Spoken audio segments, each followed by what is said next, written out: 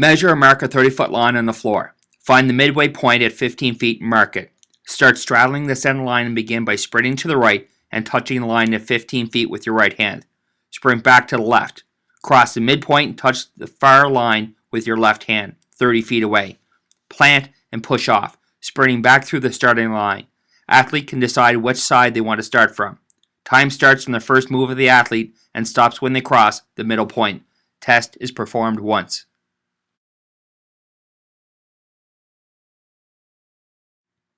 Make a small mark on the floor about 1 foot long. Athlete positions themselves behind the line in the base ceiling position. Front foot is placed just behind the starting line. Have the timer standing at the finish line 30 feet away. The timer should start the clock at the first move of the athlete and stop it as soon as the athlete hits the finish line. Do 3 trials and average out the times.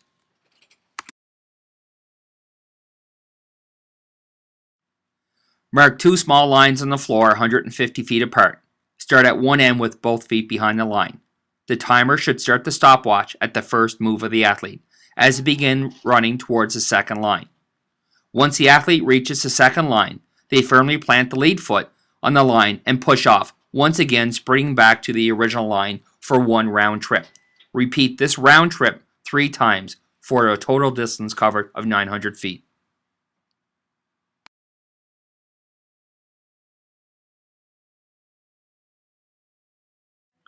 Start by lining 2 hurdles end to end on the floor, creating one long hurdle. Have a partner count the number of successful jumps the athlete can complete in 30 seconds. Begin by standing on one side of the cones. On the first move of the athlete, the clock will start on 30-second countdown. Keeping your feet together, hop as quickly as you can from side to side over the hurdles, making sure not to knock over a hurdle or you'll have to start over. The number of successful jumps completed at the end of 30 seconds is your score.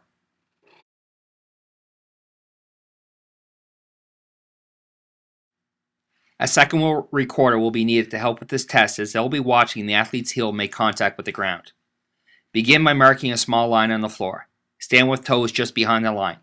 Initiate the jump by crouching, leaning forward a bit at the trunk, swinging the arms backwards and then jumping horizontally as far as possibly as you can with swinging your arms forward.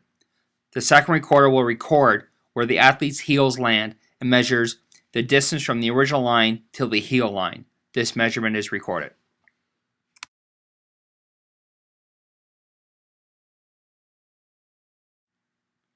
From a standing position, the athlete touches their feet in front of their body. The first is the athlete touches the inside part of his right foot with his left hand. Then he or she touches their left foot using their right hand before performing the same task behind them. The athlete must perform as many cycles as possible during 30 seconds. A cycle is when the athlete makes 4 successful touches in a row.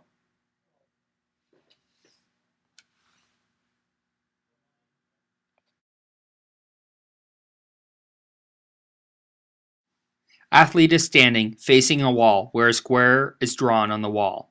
At the signal to begin, the athlete has to bring his right hip up so their calf-thigh angle is about 90 degrees.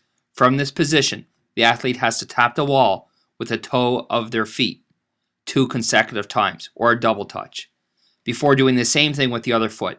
The square is 18 inches by 18 inches. It is recommended to have 2 squares at different heights so athletes can both be at 90-degree angle depending on their height.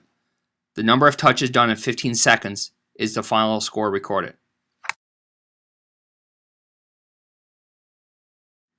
A line is placed 2 meters from the wall. The athlete stands behind the line facing the wall. The ball is thrown from one hand in an underarm action against the wall, an attempt to be caught with the opposite hand. The ball is transferred to the other hand, so it is repeated as many times as possible. The number of completions in 30 seconds is the final score.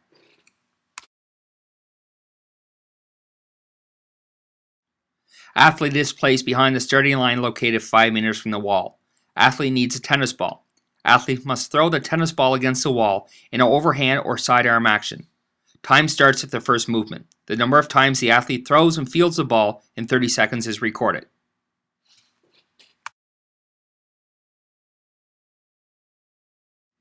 A 3 foot by 3 foot quadrant is marked out on the floor.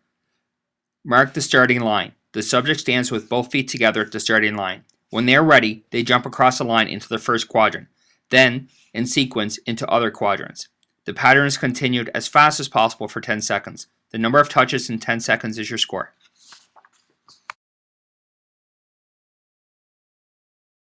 Place the measuring tape on the wall. Ask the athlete to stand at one edge of the wall with their two hands straight forward in front of them.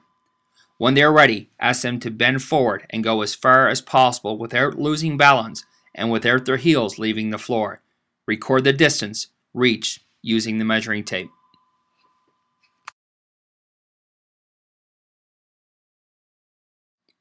Using a line on the floor, ask the athlete to stand on the line with one foot in front of the other. Ask the athlete to place their two arms on the side of their body with their head straight and facing forward. At the go signal, ask the athlete to close their eyes, trying to maintain their balance for 30 seconds. An athlete will only succeed or fail in this test. Test stops when the arm leaves the body or when the foot is off the floor.